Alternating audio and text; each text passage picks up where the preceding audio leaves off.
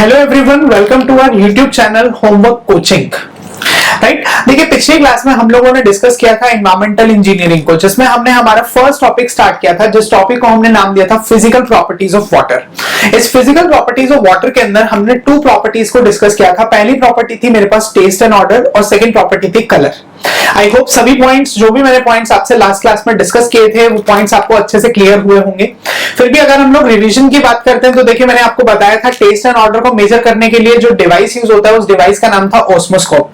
Measurement unit थी tone, threshold, order, number, और technique थी डाइल्यूशन टेक्निक या फिर dilution ratio. Right, acceptable limit 1 tone and cause for rejection था 3 tones का। कलर की अगर बात करते हैं तो कलर की मेजरमेंट यूनिट्स थी टीसीयू, ट्रू कलर यूनिट या फिर हेजन यूनिट। इसके लिए मेजरमेंट डिवाइस था टिंटोमीटर। मेजरमेंट टेक्निक थी कलर मैचिंग टेक्निक, राइट, जिसमें हमने नेस्लर ट्यूब्स ली थी, और नेस्लर ट्यूब्स के बेसिस पे मैंने आपको बताया था कि हमारे पास में जो कलर है, जो कलर की मेजरमेंट है, उसके लिए हम लोग रेफरेंस के बेसिस पे नेस्लर ट्यूब से सॉल्यूशंस बनाते हैं और उसके थ्रू अपने कलर को मैच करते हैं। आगे इसकी एक्सेप्टेबल लिमिट थी 5 टीसीयू, और रिजेक्शन लिमिट मैंने आपको बताया था 2 केसेस में एग्जिस्ट करती है। पहला है रिजेक्शन 1991 के अकॉर्डिंग है हमारे पास में रिजेक्शन, जो कि रहेगी हमारे पास में 25 टीसीयू, और 2012 में जब ये रिवाइज हुआ था आईएस कोड, तो उसके अंदर यही लिमिट जो है हमारी चेंज हो गई और ये लिमिट बन गई 15 टीसीयू की। तो चलिए अब आगे बढ़ते हैं, इसी सीरीज को आगे बढ़ाते हैं। तो आगे बढ़ते हुए हम लोग जो हमारे नेक्स्ट कॉन्सेप्ट को डिस्कस करेंगे, इनफैक्ट आप बोल सकते हैं हमारी जो नेक्स्ट प्रॉपर्टी रहेगी, वो नेक्स्ट प्रॉपर्टी होगी temperature of water. Fourth property is temperature of water.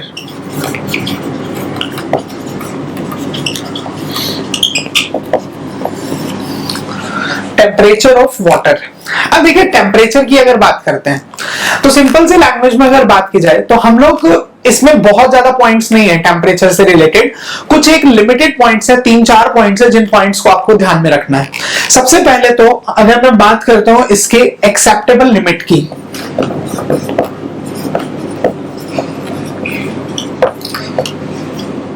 Acceptable limit होती है 10 डिग्री सेंटीग्रेड, बट कुछ बुक्स में आपको ये 12 डिग्री सेंटीग्रेड भी मिल सकती है, सो डोंट गेट कंफ्यूज। आप दोनों भी अपने नोट्स में मेंशन कर सकते हैं, acceptable limit 10 to 12 degree centigrade, right, but IS code के हिसाब से ये 10 डिग्रीज है। आगे बात करते हैं, next is cause for rejection. Cause for rejection.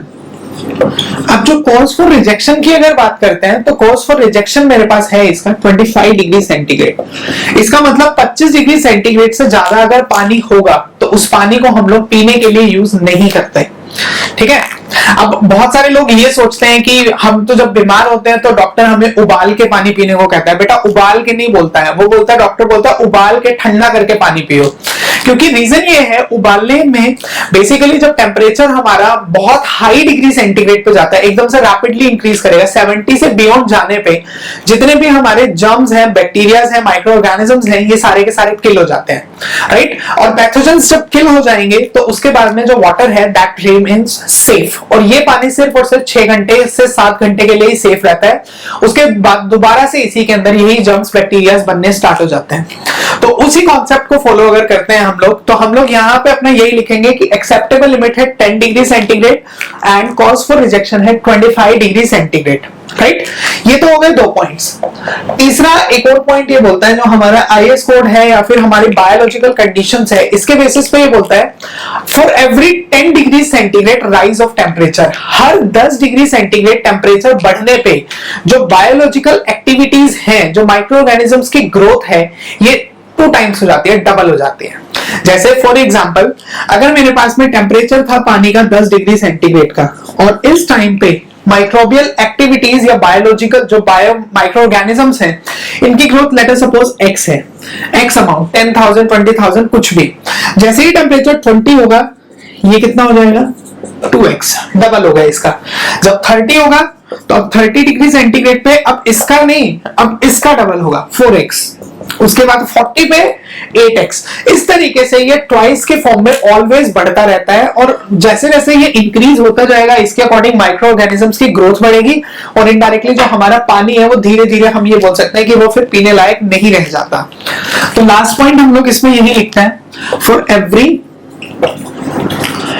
10 degrees centigrade rise of temperature the microorganisms, the growth of microorganisms becomes 2 times. The growth of microorganisms becomes 2 times. ये बनता है मेरे पास में total 3 points related to temperature of water, right. अब temperature of water के बाद में अगर मैं नेक्स्ट प्रॉपर्टी डिस्कस करूंगा तो जो नेक्स्ट प्रॉपर्टी मेरे पास रहेगी, that property is turbidity of water. In fact पिछले वाली थर्ड थी, ये वाली फोर्थ प्रॉपर्टी है। पिछले वाली थर्ड थी, this is fourth property and this fourth property is turbidity of water. देखिए टर्बिडिटी का मतलब क्या है। टर्बिडिटी को सिंपल सी लैंग्वेज में हम लोग अगर बोलते हैं, हिंदी में अगर बोलते हैं तो गंदलापन बोला जाता है, राइट। जब पानी में से या किसी भी ऑब्जेक्ट में से अगर लाइट पास नहीं हो पाती किसी भी कारण से, तो इसका मतलब जैसे अगर हम लोग धुंधला पानी लेते हैं तो जब पानी में कुछ इंप्योरिटीज होंगी तो क्या उसमें से दूसरी साइड में हम लोग देख सकते हैं पानी के थ्रू? नहीं, क्योंकि उसमें से लाइट पास नहीं हो पाएगी। वो ऑब्स्ट्रक्शंस जो होंगी, जो इंप्योरिटीज होंगी, वो लाइट को पास होने नहीं देंगी। तो इसी पैसेज ऑफ लाइट के रेजिस्टेंस को नाम दिया जाता है टर्बिडिटी। टर्बिडिटी को डिफाइन कैसे करते हैं? Turbidity is defined as the property by which the passage of light from the water gets resisted. समझ में आया कि पानी में से जब भी लाइट का पैसेज, लाइट की मूवमेंट जब रेजिस्ट होगी तो उस रेजिस्टेंस को, उस प्रॉपर्टी को हम लोग नाम देते हैं turbidity, turbidity of water, right.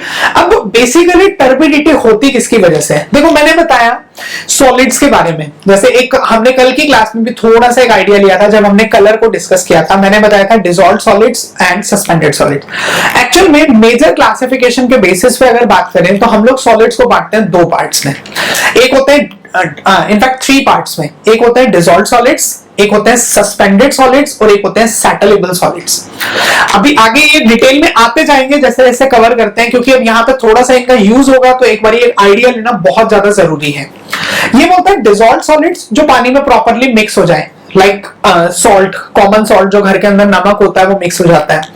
दूसरे होता है सैटलेबल सॉलिड्स। सैटलेबल सॉलिड जो पानी के कंपैरिजन में भारी होंगे और इतने भारी होते हैं कि ये सेटल डाउन हो जाते हैं ग्रेविटी के रिस्पेक्ट में। अब ऐसे सॉलिड्स जो ना तो प्रॉपर्ली डिसॉल्व हो पाए, मिक्स हो पाए, और ना ही नीचे सेटल डाउन हो पाए, उन सॉलिड्स को हम लोग नाम देते हैं सस्पेंडेड सॉलिड्स। जो घूमते रहते हैं सस्पेंशन के फॉर्म में, पूरे सॉल्यूशन में बने रहते हैं, उन सॉलिड्स को हम लोग नाम देते हैं सस्पेंडेड सॉलिड्स। तो उसी कॉन्सेप्ट को फॉलो करते हैं कि ये सस्पेंडेड सॉलिड्स अगर होंगे, ये पानी में घूमते रहेंगे, तो क्या इनमें से लाइट पास होगी? ये तो पानी को धुंधला बना देंगे ना, गंदलापन क्रिएट कर देंगे। तो यही जो है suspended solids are responsible for turbidity. तो अगर टर्बिडिटी के कॉजेस की बात की जाए, टर्बिडिटी के रीजंस की बात की जाए, तो हमारे पास में यही आएगा, presence of suspended solids to the water. तो पहले तो एक काम करते हैं, टर्बिडिटी की डेफिनेशन लिखते हैं, फिर इसको आगे फिर प्रॉपर डिटेल में कवर करने की कोशिश करते हैं। तो बेटा फर्स्ट पॉइंट जो मेरे पास है वो यही है, turbidity is the resistance to passage of light,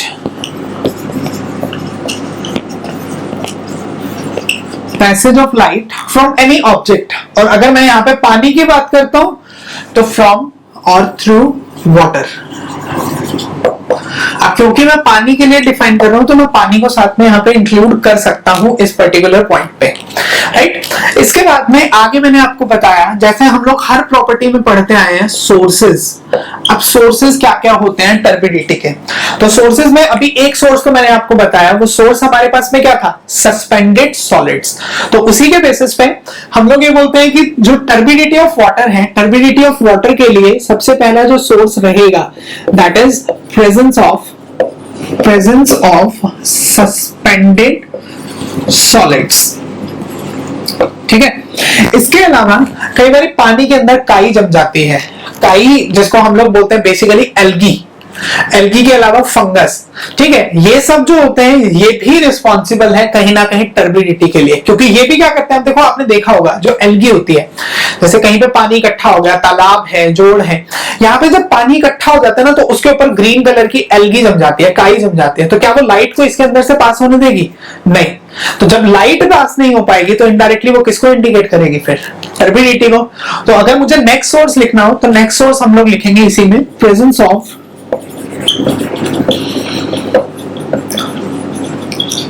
algae,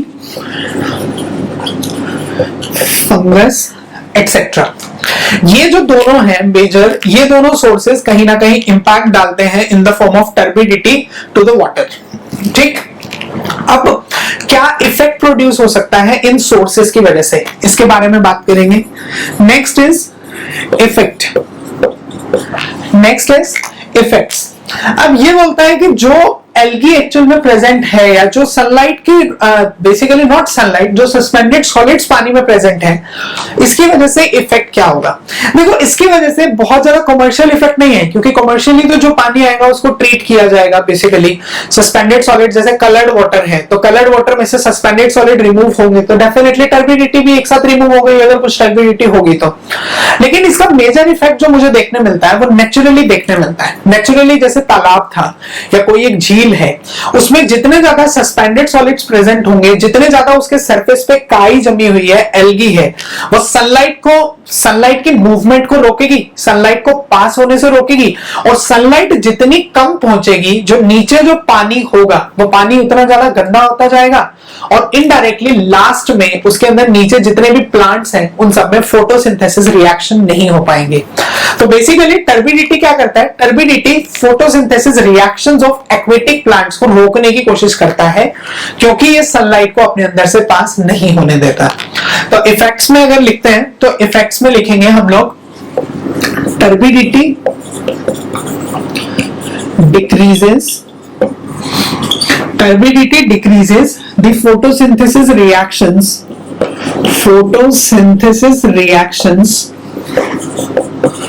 of the aquatic plants। Aquatic plants का मतलब होता है वो प्लांट्स जो पानी के अंदर रहते हैं, पानी में नीचे की साइड में रहते हैं, उनको एक्वेटिक प्लांट्स बोलता है। तो टर्बिडिटी डिक्रीजेस और lowers down the photosynthesis reaction of the aquatic plants present in the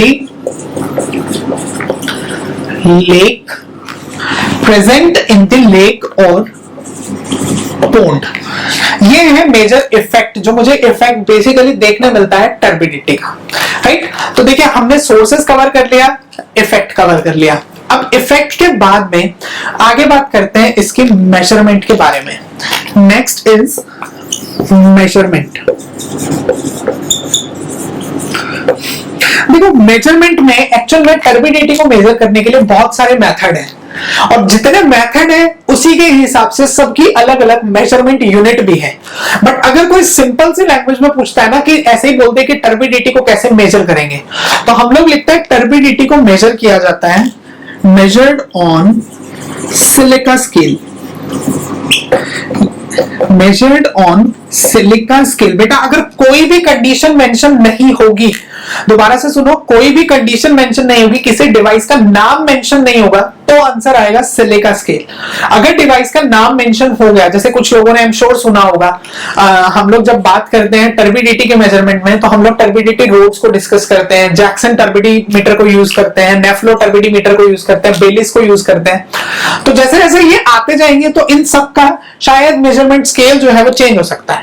तो जब कुछ भी लिखा हुआ नहीं है, जब कुछ भी लिखा हुआ नहीं है आपके पास में, तो उस कंडीशन में आपको ध्यान रखना है कि आपके पास में जो मेजरमेंट स्केल रहेगा वो स्केल आपको सीधा लिखना है मेजर्ड ऑन या measurement on the basis of silica scale, right. अब कौन कौन से मेथड्स हैं, कैसे हम लोग टर्बिडिटी को मेजर करते हैं, इसके बारे में बात करते हैं। तो जो नेक्स्ट टॉपिक रहेगा वो रहेगा measurement of turbidity. Next is measurement of turbidity।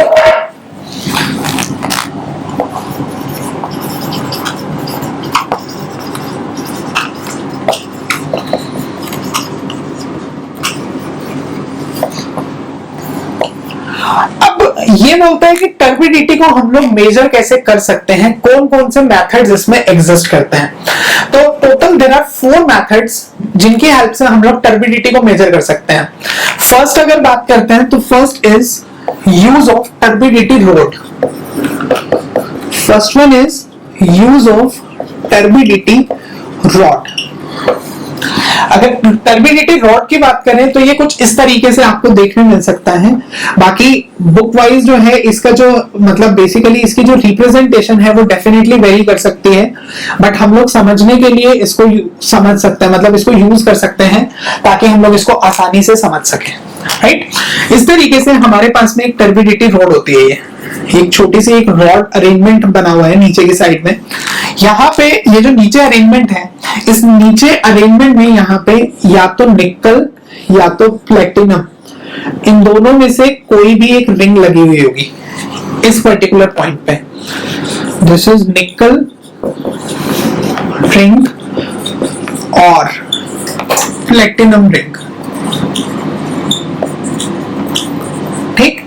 इसके ऊपर की साइड में जो ये वाला जो टॉप पार्ट है ना, इस टॉप पार्ट में स्केल बना हुआ है,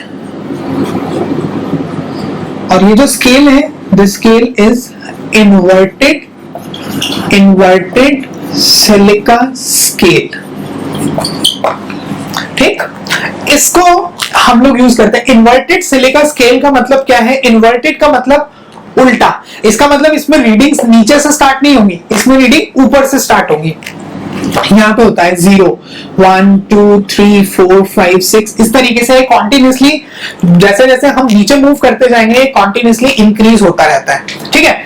अब इसको समझने की कोशिश करते हैं कि ये है क्या, कैसे हम इसको यूज करते हैं।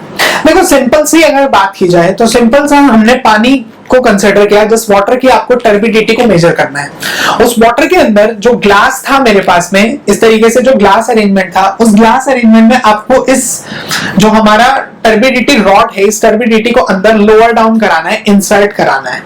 अब जैसे जैसे इंसर्ट कराएंगे आप ऊपर से ऑब्जर्व करेंगे इस निकल रिंग को या फिर प्लैटिनम रिंग को। आपको वो पॉइंट नोट करना है, वो डेप्थ नोट करनी है जिसपे ये जो निकल रिंग है ये दिखना बंद ना हो जाए। जैसे for example this is the निकल रिंग, ये ग्लास है, इस ग्लास में मैंने इसको डालना स्टार्ट किया और ऊपर से मैंने ऑब्जर्व करना स्टार्ट किया। मैं इसको तब तक अंदर लेके जाता रहूंगा, इंसर्ट करता रहूंगा जब तक मुझे ये निकल रिंग नीचे दिखना बंद ना हो जाए। जिस पॉइंट पे ये निकल रिंग मुझे दिखना बंद हो जाएगी हम लोग इसको रोक देंगे और हम लोग यहाँ पे पानी की डेप्थ को मेजर करेंगे कि कितनी डेप्थ का पानी आया। जितनी डेप्थ पे पानी आएगा, फॉर एग्जांपल पानी आ गया यहाँ पे इस पर्टिकुलर पॉइंट पे, तो ये बताएगा कि पानी में टर्बिडिटी कितनी प्रेजेंट है। पानी में टर्बिडिटी प्रेजेंट है 3 मिलीग्राम्स पर litre on the basis of silica scale. अब सिलिका का मतलब क्या है? सिलिका स्केल का मतलब ये है कि 1 मिलीग्राम, अगर ये बोलता है ना 1 मिलीग्राम पर लीटर ऑन सिलिका स्केल, तो इसका मतलब ये है कि 1 लीटर पानी में 1 मिलीग्राम सिलिका जितनी टर्बिडिटी प्रोड्यूस करेगा उतनी टर्बिडिटी इस पानी में प्रेजेंट है। जैसे अगर रिजल्ट आ गया फॉर एग्जांपल इसके हिसाब से आया 3 मिलीग्राम्स पर लीटर, तो ये बोलेगा कि 3 मिलीग्राम्स सिलिका वाटर के अंदर 1 लीटर वाटर में जितनी टर्बिडिटी प्रोड्यूस करेगा उतनी टर्बिडिटी हमारे पास इस गिवन वाटर सैंपल में एग्जिस्ट करती है, राइट। तो उस सिलिका स्केल के कॉन्सेप्ट को कवर करते हुए हम लोग जनरली लिखते हैं कि कैसे हम लोग टर्बिडिटी को मेजर कर सकते हैं, राइट। अब ये तो था पूरा इसका प्रोसेस कि आपको वो डेप्थ नोट करनी है जिसपे हमें निकल जो रिंग है या जो प्लेटिनम रिंग है ये जस्ट डिसअपियर्स और जस्ट सीजेस टू अपीयर, ये दिखना बंद हो जाए, राइट। अब क्वेश्चन ये है कि क्या ये मेथड जो है ये मुझे एक्यूरेट रिजल्ट देगा? नहीं, क्योंकि देखो बेसिकली हमें सिर्फ मैन्युअली इसको ऑब्जर्व करना है। जब हमें मैन्युअली ऑब्जर्व करना है इसको, नॉर्मल लाइट कम ज्यादा हो सकती है, लोगों की नजरें कम ज्यादा हो सकती हैं, राइट। जैसे चश्मा लगता है किसी को तो उसके हिसाब से वैल्यू वेरी कर सकती है, तो जिसके कारण से ये जो मेथड है ये मेथड बहुत ज्यादा एक्यूरेट रिजल्ट नहीं देता। तो ये मेथड जब एक्यूरेट रिजल्ट नहीं देगा तो इसके कारण से थोड़ा बहुत डेफिनेटली इसके रिजल्ट्स में वेरिएशन पॉसिबल है। इसीलिए ये मेथड कोई एक्यूरेट रिजल्ट ना देके ये सिर्फ हम लोग रफ वैल्यूज के लिए यूज करते हैं। और एक पॉइंट इसमें सबसे काम का पॉइंट है बेटा, वो सबसे काम का पॉइंट ये है कि ये मेथड जो है ये एक फील्ड मेथड है। रफ वैल्यूज तो देगा नो डाउट, लेकिन साथ में ये एक फील्ड मेथड है जिसके लिए लेबोरेटरी की जरूरत नहीं है। हम इसको नॉर्मली फील्ड में भी एक आइडिया लेने के लिए कि हाँ वाटर के अंदर लगभग कितनी टर्बिडिटी प्रेजेंट है, उस आइडिया लेने के लिए हम लोग इस मेथड को यूज कर सकते हैं। तो जो पॉइंट्स मैंने बताए यही पॉइंट्स आपको नोट्स में लिखना है। इन्हीं पॉइंट्स में से कोई एक आधा पॉइंट हमारे एग्जाम के अंदर आ सकता है, राइट। तो सबसे पहला पॉइंट अगर हम लिखते हैं तो ये जो मेथड है टर्बिडिटी रोड वाला, it is a field method, right. दूसरा पॉइंट मैंने बताया है ये रिजल्ट कैसा देता है, एक्यूरेट, हाईली एक्यूरेट रिजल्ट देगा या रफ वैल्यूज देगा। तो this method gives rough values of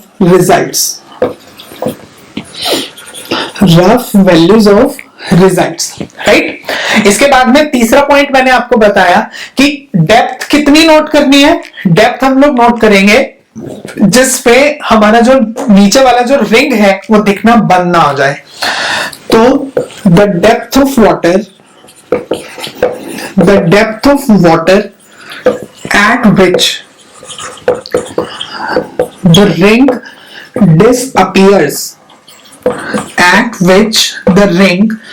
disappears represent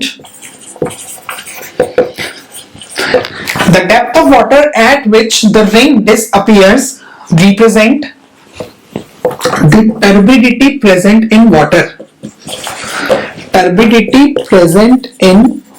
water, तो वो टर्बिडिटी को इंडिकेट करता है, ठीक।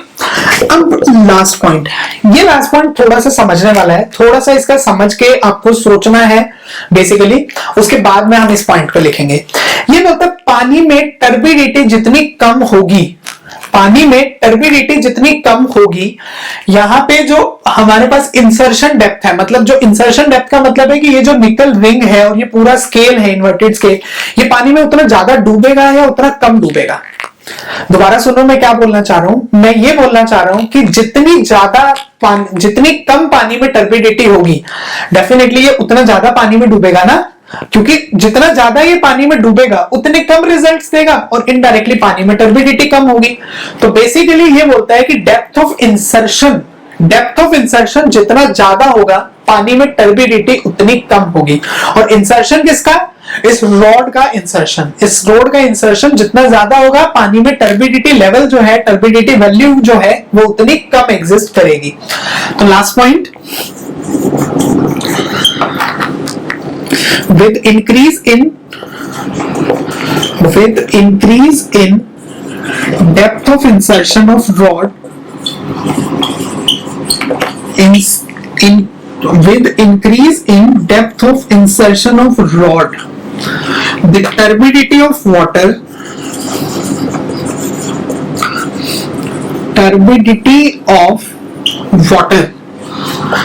decreases। तो ये बेसिकली हमारे पास में टोटल 4 पॉइंट्स हैं, जिन पॉइंट्स को हम लोग कवर करते हैं, कंसीडर करते हैं for the method use of turbidity rod, ठीक। अब बढ़ते हैं सेकंड की तरफ, और जो सेकंड है मेरे पास में, second method is Jackson turbidimeter. Jackson turbidimeter. अब देखिए ये जैक्सन टर्बिडीमीटर कैसे रिजल्ट्स देता है। सबसे पहले तो इसके अरेंजमेंट की बात करते हैं। इसमें क्या होता है, नीचे की साइड में एक स्टैंड है, आप देख सकते हैं यहाँ पे स्टैंड के नीचे यहाँ पे हम लोग एक कैंडल फ्लेम रखते हैं, बर्निंग कैंडल है, राइट, जिसकी फ्लेम को आपको ऑब्जर्व करना है। और इसके साथ में यहाँ पे हमारे पास में एक कंटेनर है, एक स्टैंडर्ड कंटेनर है जिसमें स्केल बना हुआ होता है। अगेन ये जो स्केल होगा, ये स्केल दोबारा से इन्वर्टेड सिलिका स्केल होगा, जो पिछले वाले में यूज किया था सेम उसी लेवल का है, इन्वर्टेड सिलिका स्केल। और ऊपर से ऑब्जर्व करने के लिए यहाँ पे हमारा एक आई अरेंजमेंट है, राइट। तो इसको देखने के लिए हम लोग इस आई अरेंजमेंट को यूज करते हैं। अब देखो ये किस प्रिंसिपल पे काम करता है, कैसे काम करता है, मैं इसके बारे में बात करता हूँ। सबसे पहले क्या करना है, आपने ये अरेंजमेंट बनाया ऊपर एक वाटर कॉलम रखा, बेसिकली एक कांच का ग्लास है जिसके अंदर स्केल लगा रखा है हमने, इन्वर्टेड सिलिका स्केल। नीचे की साइड में स्टैंड है और नीचे कैंडल जल रही है। ठीक है, आपको क्या करना है, अपने वाटर सैंपल को ऊपर से डालते जाओ और देखते रहो साथ के साथ। आपको तब तक वाटर का सैंपल ऐड करना है जब तक ये नीचे जो कैंडल फ्लेम थी ये दिखना बंद ना हो जाए। इधर से पानी ऐड करते रहो और पानी की आपको उस हाइट तक बोल सकते हो या उस डेप्थ तक आपको नोट करना है जिस डेप्थ पे ये नीचे वाली जो कैंडल फ्लेम है ये दिखना बंद ना हो जाए। जैसे ये कैंडल फ्लेम दिखना बंद होगी हम इस डेप्थ को नोट करेंगे। ये डेप्थ रिप्रेजेंट करेगा पानी में कितनी टर्बिडिटी प्रेजेंट है, राइट। तो जैक्सन टर्बिडीमीटर जो है, जैक्सन टर्बिडीमीटर रिप्रेजेंट क्या करता है, इस मेथड के हिसाब से पानी में टर्बिडिटी कितनी होगी वो बताएगा डेप्थ ऑफ वाटर कॉलम। ये जो वाटर कॉलम है इसकी डेप्थ, जिस डेप्थ पे नीचे वाली जो कैंडल फ्लेम है ये दिखना बंद हो जाएगी, इसको नाम दिया जाएगा पानी में कितनी टर्बिडिटी प्रेजेंट है, राइट। तो लिखते हैं पहले तो इसी पॉइंट को।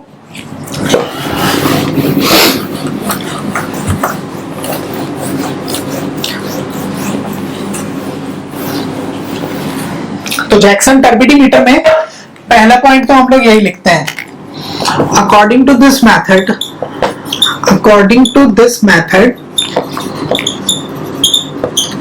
The depth of water column, the depth of water column, depth of water column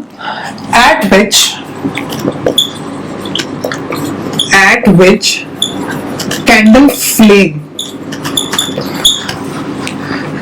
just disappear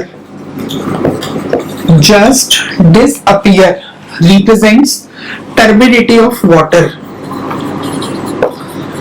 represents turbidity of water।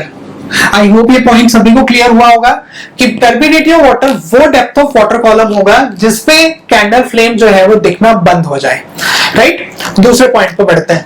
अब जो दूसरा पॉइंट है इसमें, वो दूसरा पॉइंट है इसकी मेजरमेंट यूनिट कितनी है, मतलब बेसिकली इसकी मेजरमेंट यूनिट क्या है। देखो नो डाउट सिलिका स्केल जो है ये आपको वैल्यू देगा किसके टर्म्स में, मिलीग्राम पर लीटर में, जैसा कि मैंने आपको पहले बताया था। सेम ऐसे ये भी मिलीग्राम पर लीटर में ही वैल्यू देता है। लेकिन इसने क्या किया, जैक्सन ने जब इस डिवाइस को बनाया था, जब इस मेथड को इसने समझाया था, तो इस टाइम पे इसने बोला कि इसकी जो मेजरमेंट यूनिट होगी वो आप मिलीग्राम पर लीटर याद नहीं रखेंगे, वो आप याद रखेंगे जेटीयू, जैक्सन टर्बिडी यूनिट। जेटीयू की फुल फॉर्म है जैक्सन टर्बिडी यूनिट।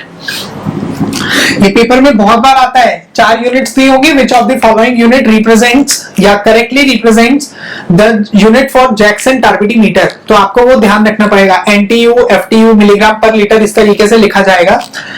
तो जेटीयू की फुल फॉर्म है आपके पास में जैक्सन टर्बिडीमीटर, जैक्सन टर्बिडीमीटर, राइट। आगे बढ़ते हैं, एक पॉइंट आगे। दूसरा पॉइंट ये बोलता है कि ये जो वैल्यू होती है एक्चुअल में 1 JTU is equal to 1 milligram पर litre. Don't get confused with this point.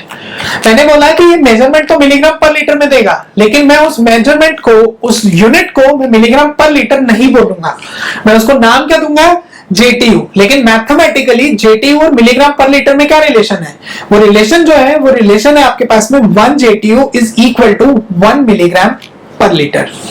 अब लास्ट पॉइंट ये बोलता है कि इसके रिजल्ट्स कैसे होंगे। जैसा कि मैंने पिछले वाले में आपको बताया, पिछले वाला मेथड एक्यूरेट रिजल्ट नहीं देता, वो रफ वैल्यूज के लिए यूज करता है, ठीक है।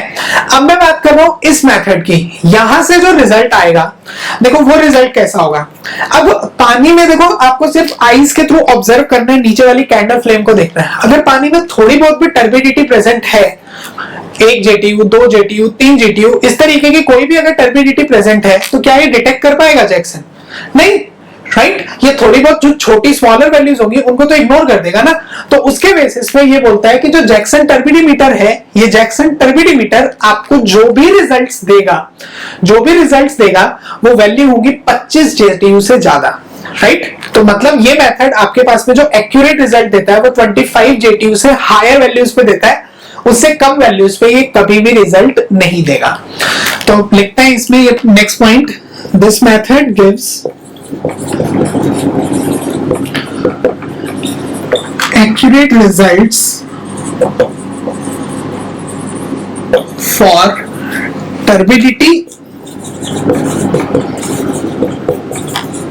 more than 25 JTU। बेटा इस पॉइंट को थोड़ा सा चेंज करके आप ऐसे भी लिख सकते हो, क्योंकि ये पेपर में ऐसे भी आ सकता है कि जैक्सन टर्बिडिटी मीटर कितनी टर्बिडिटी से ज्यादा वैल्यू को मेजर करता है। हाँ, तो दूसरा पॉइंट जो है आपके पास एग्जाम में ऐसे भी आ सकता है यहां से कि ये मेथड है, this method can measure results और turbidity of water above 25 JTU। मतलब ये मेथड जो है 25 JTU से ज्यादा वैल्यू को डिटेक्ट कर सकता है, मेजर कर सकता है, उससे ज्यादा वैल्यूज को, उससे कम वैल्यूज को ये मेजर नहीं कर सकता। तो कंफ्यूज नहीं होना है, दोनों पॉइंट्स का मतलब एक ही है, राइट। आगे बढ़ते हैं नेक्स्ट टॉपिक की तरफ। नेक्स्ट जो है मेरे पास में नेक्स्ट मेथड रहेगा नेफ्लोमीटर, नेफ्लो टर्बिडीमीटर एंड बेलीज टर्बिडीमीटर।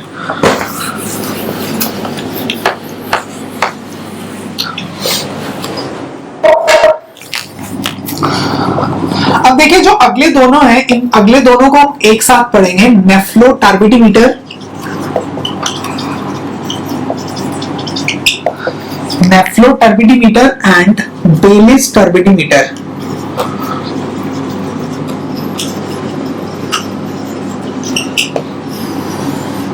चलिए बात करते हैं कि ये किस तरीके से काम करता है, नेफ्लो एंड बेलिस। देखिए बेसिकली अगर हम बात करते हैं, शुरुआत करते हैं हमारे नेफ्लो और बेलिस से, तो ये दोनों के दोनों जो है ये लाइट के प्रिंसिपल पे बेस्ड है। Generally scattering of light, absorption of light के प्रिंसिपल पे ये बेस्ड है। आप पहले तो इसका मेथड मतलब बेसिकली इसका अरेंजमेंट समझिए, डायग्राम किस तरीके से हम लोग इसका फॉलो करके चलते हैं।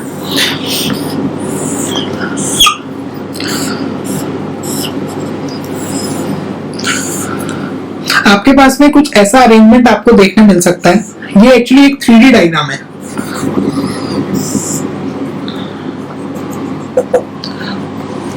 राइट, इस 3D डायग्राम में ऊपर की साइड में तो यहाँ पे हमारे सैंपल्स रखे होते हैं, इधर है बीच में एक आई वेन, यहाँ पे पीछे की साइड में एक मिरर लगा हुआ है, और इधर हमारे पास में है बल्ब। अगर मैं ऊपर वाले पार्ट की बात करता हूं तो यहां ऊपर वाले पार्ट में एक तो मेरे पास है स्टैंडर्ड सॉल्यूशन, स्टैंडर्ड सॉल्यूशन, और इसके साथ में दूसरे साइड में यहीं पे साइड में दूसरा रखा है मेरे पास वाटर सैंपल। Water sample.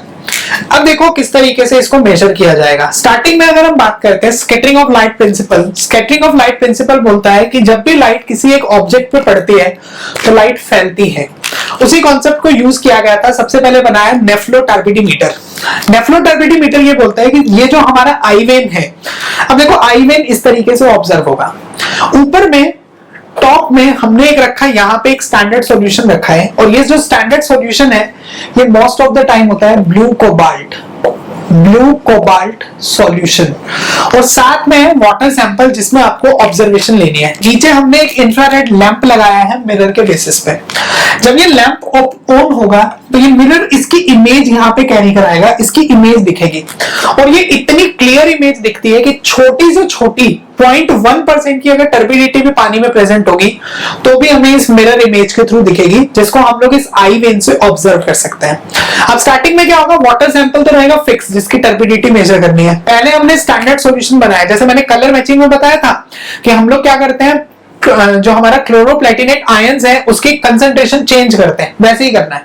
पहले हमने 1 लीटर पानी लेके इसमें 1 मिलीग्राम ब्लू कोबाल्ट को ऐड किया और चेक किया कि वाटर सैंपल की टर्बिडिटी इससे मिलती है या नहीं है।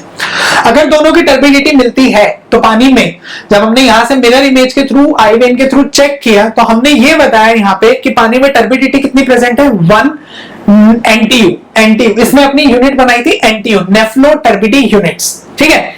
अगर नहीं मिलती, पानी की टर्बिडिटी ज्यादा है, तो इसमें आप कंसंट्रेशन बढ़ा दो। अब ये स्टैंडर्ड सॉल्यूशन किसका होगा, 2 मिलीग्राम पर लीटर का, that means 2 milligram blue cobalt पर लीटर ऑफ वाटर। फिर दोनों को मैच करो, अगर टर्बिडिटी मिलती है तो आंसर कितना होगा, 2 NTU। अगर नहीं हुआ तो फिर कंसंट्रेशन बढ़ाओ। इस तरीके से कॉन्टिन्यूसली कंसंट्रेशन आप बढ़ाते रहोगे और एक कंसंट्रेशन आपको ऐसी भी मिलेगी जिस कंसंट्रेशन के ऊपर आपके पास में पानी की टर्बिडिटी, वाटर सैंपल की टर्बिडिटी और स्टैंडर्ड सॉल्यूशन के साथ में वो मैच कर जाएगा, कलर सेम होगा, वो रिप्रेजेंट कर देगा कि एक्चुअल में वाटर की टर्बिडिटी है कितनी, राइट। तो बेसिकली हमने इस लाइट की हेल्प से इन सॉल्यूशंस को कंपेयर किया और कंपैरिजन के बेसिस पे हमने टर्बिडिटी को बताया। अब क्वेश्चन ये है कि बेलिस में फिर क्या होगा।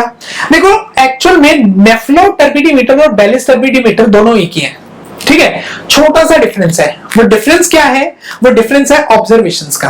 देखो अगर यहां पे देखा जाए, सैंपल की एक्सिस कुछ ये हुई, ऑब्जर्वेशन एक्सिस ये हुई, तो दोनों कितना एंगल बनाते हैं? 90 डिग्री का।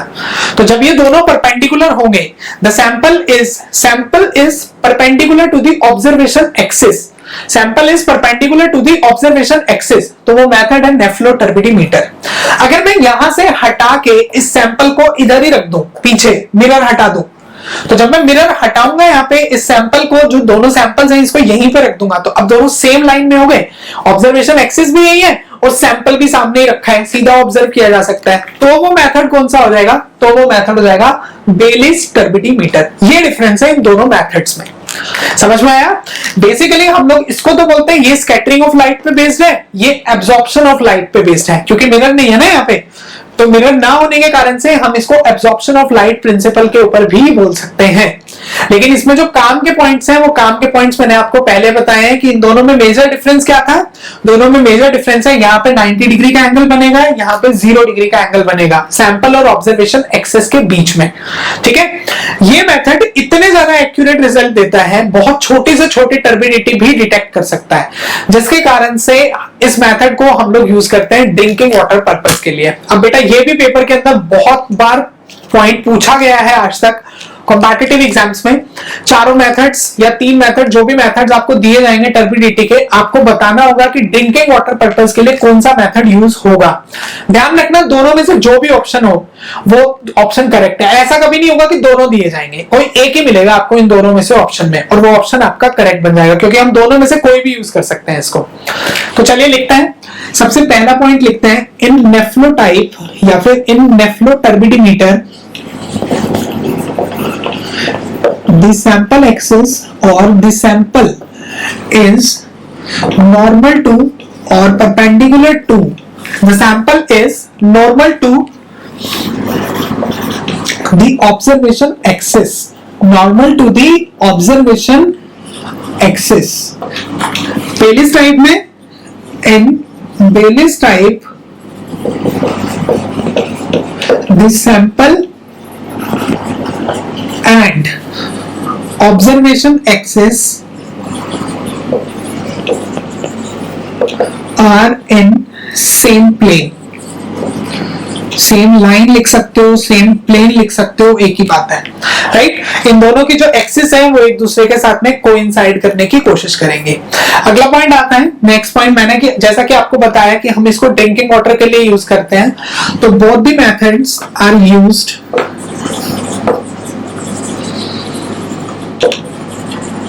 both the methods are used for drinking water purpose, used for drinking water purpose। it was the third point, ठीक है। अब थर्ड पॉइंट के बाद में नेक्स्ट इज मेजरमेंट स्केल। क्या होगा इसका? देखो नेक्स्ट है हमारे पास में मेजरमेंट स्केल। मैंने बताया जो स्टैंडर्ड सॉल्यूशन लेते हैं वही स्केल होता है। कलर में बताया था, कलर का स्केल क्या था? क्लोरोप्लेटिनेट आयंस, क्योंकि वो हमने सॉल्यूशन स्टैंडर्ड लिया था जिसकी हेल्प से अपनी मेजरमेंट्स ली थी। यहाँ पे स्टैंडर्ड सॉल्यूशन क्या है? Blue cobalt. तो ब्लू कोबाल्ट को यूज करके स्टैंडर्ड सॉल्यूशन बनाया ना, तो ब्लू कोबाल्ट जो रहेगा वो हो जाएगा मेरे पास में मेजरमेंट स्केल। तो measurement scale is blue cobalt scale. I hope this point is also clear to you, right? जो मेजरमेंट स्केल होगा वो मेजरमेंट स्केल हम लोग बोलेंगे that will be blue cobalt scale। ठीक, आगे बढ़ते हैं। इसी में इस डायग्राम को रब करके अगर मैं नेक्स्ट पॉइंट लिखता हूं, तो नेक्स्ट पॉइंट है इसमें measurement units. Measurement units again very important point. बेटा ये सारे के सारे छोटे छोटे पॉइंट्स जो है ये एग्जाम के अंदर बहुत फ्रीक्वेंटली आते हैं, तो इनमें बिल्कुल भी कंफ्यूज नहीं होना है, बहुत बहुत फ्रीक्वेंटली आते हैं, तो इनको अच्छे से कवर करना है, सारे पॉइंट्स याद हो जाने चाहिए, अच्छे से रट जाने चाहिए। मेजरमेंट यूनिट की अगर बात करें तो यहाँ पे मेजरमेंट यूनिट है एनटीयू, ठीक है, चाहे नेफ्लो नाम दिया हो चाहे बेलिस नाम दिया हो, कंफ्यूज नहीं होना, एनटीयू लिखना, बीटीयू कोई टर्म नहीं होती है, ठीक है। अब एनटीयू जो है, एनटीयू की फुल फॉर्म है नेफ्लो टर्बिडी यूनिट या फिर नेफ्लो टर्बिडिटी यूनिट, ये बनेगा अपने पास में मेजरमेंट यूनिट एनटीयू, ठीक है। इसके बाद में नेक्स्ट आता है इसमें, जैसे हम पहले लिखते थे एक्सेप्टेबल लिमिट,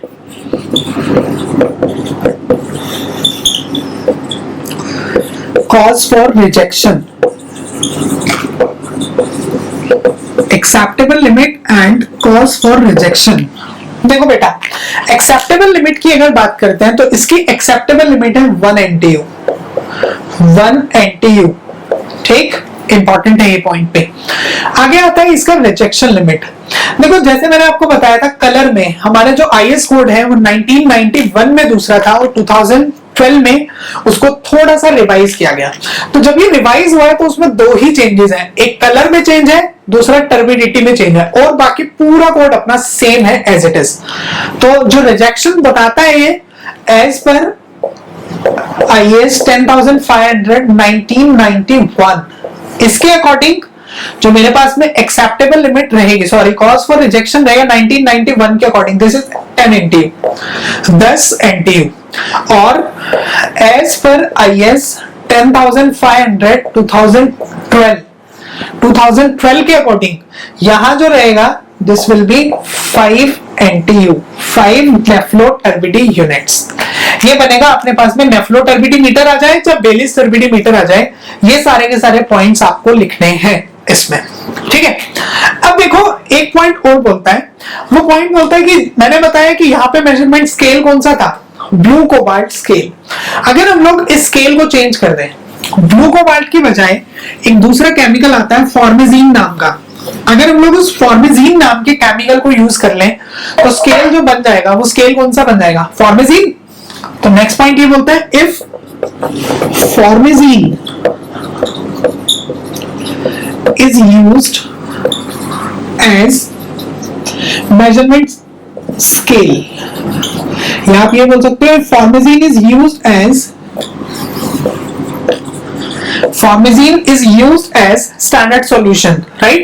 अब जो स्केल आपके पास में बनेगा, जो मेजरमेंट यूनिट रहेंगी इस कंडीशन में, उस मेजरमेंट यूनिट को नाम दिया जाएगा FTU। तो एनटीयू की बजाय में पेपर में FTU भी लिखा आ सकता है, और FTU की फुल फॉर्म क्या है, FTU की फुल फॉर्म है formazin turbidity unit. FTU is formazin turbidity unit, ठीक। तो ये था पूरा कॉन्सेप्ट टर्बिडिटी का, ठीक। लास्ट में एक छोटा सा नोट, एक स्पेशल पॉइंट लास्ट में नोट में। बेटा ये जो लास्ट पॉइंट है ना, नोट वाला पॉइंट, इसको थोड़ा सा ध्यान से समझने की कोशिश करो, क्योंकि बहुत सारे लोग कंफ्यूज हो जाते हैं कि जब मेजरमेंट यूनिट JTU है, NTU है, FTU है, तो ये पॉइंट कैसे आ गया। ये बोलता है जो ड्रिंकिंग वाटर है, ड्रिंकिंग वाटर की परमिसिबल लिमिट अगर मुझे मिलीग्राम पर लीटर में बतानी हो या सिलिका स्केल में बतानी हो, परमिसिबल या acceptable limit in terms of silica scale, ये सिलिका स्केल में नहीं है, ये किस पे थी, NTU ब्लू कोबाल्ट पे और FTU फॉर्मेजीन पे। तो अगर ऐसा कुछ है तो हम लिखते हैं 5 मिलीग्राम्स पर लीटर ऑन सिलिका स्केल, ठीक है। अगर आपको बोला ही गया है कि सिलिका स्केल पे ही बतानी है, अब सिलिका स्केल पे तो कोई यूनिट डिफाइन है नहीं, तो हम लोग किसके टर्म्स में लिखते हैं फिर, मिलीग्राम्स पर लीटर की टर्म्स में। और मिलीग्राम पर लीटर की टर्म्स में टर्बिडिटी फॉर ड्रिंकिंग वाटर की जो परमिसिबल एक्सेप्टेबल लिमिट है, वो एक्सेप्टेबल लिमिट है 5 मिलीग्राम्स पर लीटर, राइट। तो इस पॉइंट में कंफ्यूजन नहीं होनी चाहिए, और ये पॉइंट भूलना नहीं है कि ये कौन सी कंडीशन में आपको ये 5 मिलीग्राम पर लीटर को मार्क करके चलना है, राइट? क्योंकि बहुत सारे लोग क्या करते हैं, बहुत सारे लोग सिर्फ इतना कवर कराते हैं कि हम लोग टोटल 4 मेथड्स को कवर करेंगे, उन 4 मेथड्स में पॉइंट्स बता दिए कि कौन से मेथड को, कौन सा फील्ड मेथड है, कौन सा वेस्ट वाटर के लिए यूज किया जा सकता है 25 जेटीयू से ज्यादा वाला, ठीक है, कौन सा ड्रिंकिंग वाटर के लिए यूज करते हैं, इनकी मेजरमेंट यूनिट क्या है, जेटीयू, एफटीयू, सिलिका स्केल, राइट? बस दैट्स इट। ये पूरी प्रॉपर डिटेल जो है, ये प्रॉपर डिटेल बहुत कम लोग आपको बताएंगे, तो थोड़ा सा ध्यान से इसको याद रखो, क्योंकि ये वाली जो डिटेल है, ये डिटेल्स आपको बुक्स में, टेक्स्ट बुक्स में भी बहुत कम बुक्स में आपको देखने मिल सकती है, राइट? चलिए आगे बढ़ेंगे। जो लास्ट हमारे पास एक फिजिकल प्रॉपर्टी रह गई है, सिर्फ एक ही रह गई है, दैट इज सस्पेंडेड सॉलिड्स। तो अब उसको कवर करते हैं, ये रब कर दिया जाए, राइट? तो अब जो नेक्स्ट है मेरे पास में, देखो फर्स्ट हमने पढ़ा था कल की क्लास में, हमने डिस्कस किया था टेस्ट एंड ऑर्डर, फिर हमने डिस्कस किया आगे कलर को। आज की क्लास में हमने टेम्परेचर से शुरुआत की थी। टेम्परेचर छोटा सा पॉइंट था, उसके बाद में टर्बिडिटी, टर्बिडिटी का कॉन्सेप्ट बहुत बड़ा है। इसके बाद में आगे लास्ट में एक छोटा सा पॉइंट और है मेरे पास में, या छोटी सी प्रॉपर्टी एक और है मेरे पास में, दैट इज सस्पेंडेड सॉलिड्स।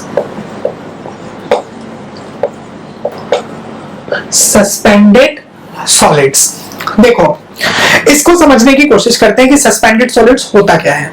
बेटा सस्पेंडेड सॉलिड्स ये बोलता है कि पहले शुरुआत करते हैं टोटल सॉलिड्स से। मैंने अभी आज भी आपको क्लास में बताया था, जितने टोटल सॉलिड्स होते हैं ये 3 पार्ट्स में क्लासिफाइड होते हैं। कौन कौन से थे, आई होप सबको याद होगा। डिसॉल्व्ड सॉलिड्स, आज ही मैंने डिस्कस किया था अभी टर्बिडिटी को शुरू कराते हुए। डिसॉल्व्ड सॉलिड्स, उसके बाद में है सेटलेबल सॉलिड्स, और सेटलेबल सॉलिड्स के बाद में अगला आता है सस्पेंडेड सॉलिड्स, है ना? ये 3 है, डिसॉल्व्ड, सस्पेंडेड एंड सेटलेबल सॉलिड्स। अब देखो डिसॉल्व्ड सॉलिड्स कहीं ना कहीं पानी के केमिकल नेचर को चेंज करते हैं, तो जिसको हम टीडीएस बोलते हैं। एडवर्टीजमेंट्स भी देखते हैं आरओ की या फिर वाटर प्यूरिफायर की, उसमें बोलते हैं कि टोटल डिसॉल्व्ड सॉलिड्स कितने हैं, टीडीएस कितना है, वो केमिकल पैरामीटर है, केमिकल में चलेंगे, इसको केमिकल में पढ़ेंगे। ऐसे सॉलिड जो बड़ी आसानी से ग्रेविटी के रिस्पेक्ट में सेटल डाउन हो जाए, वो होते हैं सेटलेबल सॉलिड्स। अब सेटलेबल सॉलिड्स जनरली सैंपल में आते ही नहीं है, आए तो बहुत कम आएंगे, क्योंकि ये सॉलिड्स हैवी होने के कारण से हमेशा पानी में बिल्कुल बॉटम मोस्ट लेयर में मिलते हैं। जब भी आप कहीं से सैंपल कलेक्ट करेंगे, किसी रिवर से कलेक्ट करेंगे, रिवर की बजाय आप बोलो कि किसी आप लेक से कलेक्ट करोगे सैंपल को, या फिर जो हमारा लेक है, पोंड है, इन सबसे कलेक्ट करते हैं सैंपल को, तो उसके अंदर आपको कॉम्बिनेशन मिलता है डिसॉल्व्ड सॉलिड्स का और सस्पेंडेड सॉलिड्स का, ठीक है? और अगर मैं रिवर की बात करता हूं तो रिवर में मोस्टली सस्पेंडेड इंप्योरिटीज ज्यादा होती हैं। ये हम आगे कवर करेंगे जब सोर्सेज ऑफ वाटर को डील करेंगे इसी टॉपिक में, रॉ वाटर इंजीनियरिंग में, राइट? तो ये सारे के सारे पॉइंट्स कवर हो जाएंगे कि कौन सी इंप्योरिटीज कौन से सोर्स के अंदर ज्यादा से ज्यादा एग्जिस्ट करती हैं। फिलहाल हम वापस से इसी प्रॉपर्टी की तरफ चलते हैं। तो बेटा इस प्रॉपर्टी में ये बोलता है कि डिसॉल्व्ड सॉलिड्स हम लोग पढ़ेंगे केमिकल में, ठीक है? सेटलेबल सॉलिड सेटल डाउन हो चुके हैं ऑलरेडी ग्रेविटी के रिस्पेक्ट में। तो ऐसे सॉलिड्स जो फिजिकल नेचर को अफेक्ट करते हैं इन तीनों में, वो है सस्पेंडेड सॉलिड्स। तो सस्पेंडेड सॉलिड्स ऐसे सॉलिड्स होते हैं जो कि ना तो सेटल डाउन हो सकते हैं, मतलब इतने भारी भी नहीं होते कि सेटल डाउन हो जाए ग्रेविटी के रिस्पेक्ट में, और इतने हल्के भी नहीं होते कि वो पानी में मिक्स हो जाए, डिसॉल्व हो जाए बेसिकली, राइट? तो ये दोनों के मीडियम होने के कारण से, इनका जो साइज है वो मीडियोकर साइज होने के कारण से ये पानी में घूमते हुए रहते हैं सस्पेंशन की फॉर्म में। अब इनके सोर्सेज क्या क्या हैं? सोर्सेज में सस्पेंडेड सॉलिड्स के अगर सोर्सेज की बात करें तो हमारे पास में आता है क्ले पार्टिकल्स। इनफैक्ट क्ले के साथ में सिल्ट भी लिख सकते हो, दोनों ही होते हैं ये, clay and silt particles. Algae हो सकती है, एल्गी के अलावा फंगस, ठीक? और इसके अलावा माइक्रो ऑर्गेनिजम्स बोल सकते हो, ऑर्गेनिक मैटर बोल सकते हो, जो ह्यूमन वेस्ट है, ये भी कहीं ना कहीं सस्पेंडेड सॉलिड्स के कुछ पार्ट को इंडिकेट करता है। इसके बाद में अगला आता है इफेक्ट्स। ये पॉइंट देखिए, ये वाला पॉइंट मैंने कल की क्लास से डिस्कस करना स्टार्ट किया हुआ है। सस्पेंडेड सॉलिड्स की वजह से पानी पे क्या इफेक्ट आएगा, राइट? सस्पेंडेड सॉलिड्स की वजह से मैंने कल क्या बताया था? कल मैंने कलर बताया 2 तरीके का, एक था डिसॉल्व्ड, दूसरा था एपेरेंट। तो जब डिसॉल्व्ड को छोड़ के अगर मैं एपेरेंट को फॉलो करता हूं तो वो एपेरेंट कलर तो आएगा ही आएगा डेफिनेटली। तो इफेक्ट्स में पहला तो यही है it produces apparent color to water, apparent color to water, ठीक है। और इसी के साथ में दूसरा आता है, आज की क्लास में बात की, सस्पेंडेड सॉलिड्स क्या बनाता है, टर्बिडिटी। तो ये दोनों जो है, इसकी वजह से टर्बिडिटी और अपीरेंट कलर दोनों की दोनों प्रॉपर्टीज जो है वो अफेक्ट होंगी सस्पेंडेड सॉलिड्स की वजह से, राइट। इसके बाद में आगे बढ़ते हैं इसका मेजरमेंट, कि हम कैसे इसको मेजरमेंट करते हैं सस्पेंडेड सॉलिड्स का।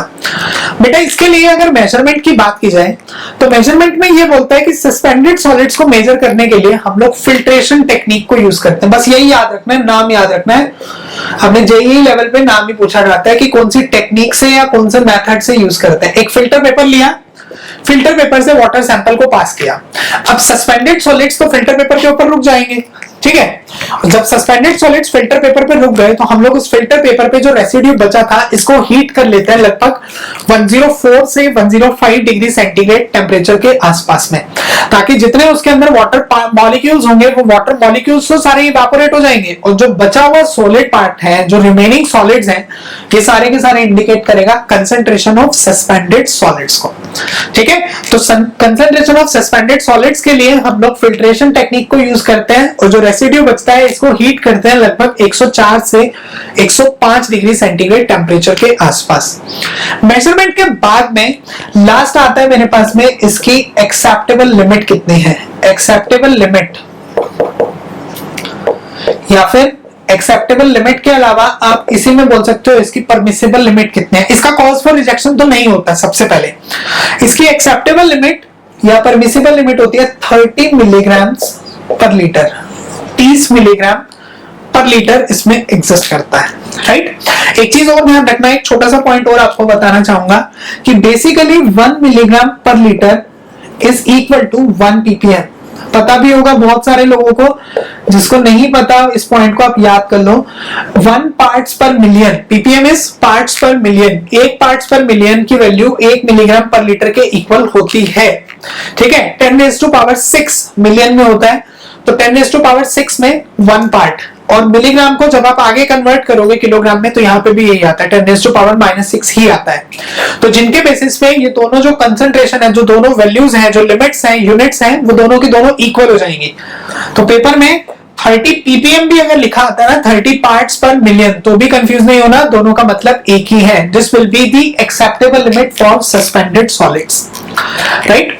तो यहाँ पे इसी के साथ में हमारी जितनी भी हमने फिजिकल प्रॉपर्टीज थी रॉ वाटर की, खासतौर पे वो सारी की सारी हमने फिजिकल प्रॉपर्टीज को कवर किया है, जिसमें हमने सबकी मेजरमेंट यूनिट्स के बारे में जाना, मेजरमेंट टेक्निक्स के बारे में जाना, मेजरमेंट डिवाइसेस के बारे में जाना, इनकी सबकी एक्सेप्टेबल लिमिट्स जानी, और एक्सेप्टेबल लिमिट्स के साथ में कॉज फॉर रिजेक्शन जाना। पांचों फिजिकल प्रॉपर्टीज में से सिर्फ सस्पेंडेड सॉलिड्स ऐसा है जिसका कोई भी कॉज फॉर रिजेक्शन एग्जिस्ट नहीं करता। इसका मतलब 30 तक है तो पानी पिया जा सकता है, 30 से ऊपर भी है तो ये बहुत ज्यादा नुकसान नहीं पहुंचाएगा, ट्रीट करके हम इस पानी को आसानी से यूज कर सकते हैं। ये इस पॉइंट का मतलब है। जो एक्सेप्टेबल लिमिट यहाँ पे इंडिकेट की गई है 30 मिलीग्राम पर लीटर। आई होप ये पॉइंट्स जितने भी हैं आपको अच्छे से क्लियर हुए होंगे। इनकेस कोई डाउट है आप कमेंट करके बता सकते हैं। कोई सजेशन अगर आपके पास में है इस वीडियो से रिलेटेड या लेक्चर से related, please comment on the video और शेयर विद अस, राइट। तब तक के लिए press the like button if you like the video, right. Comment and share with your friends. देखिए, एक फैकल्टी के लिए जब भी एप्रिसिएशन की बात होती है तो एप्रिसिएशन के नाम पे सिर्फ एक ही चीज मांगी जाती है कि आप उसके लेक्चर्स को लाइक कीजिए, दैट्स इट। अगर आपको पसंद आया तो please like the lecture, right. Comment, share with your friends, I am repeating once again. और अगर अभी तक आपने हमारे चैनल को सब्सक्राइब नहीं किया है तो please subscribe the channel and press the bell icon so that you will never miss any update. Thank you.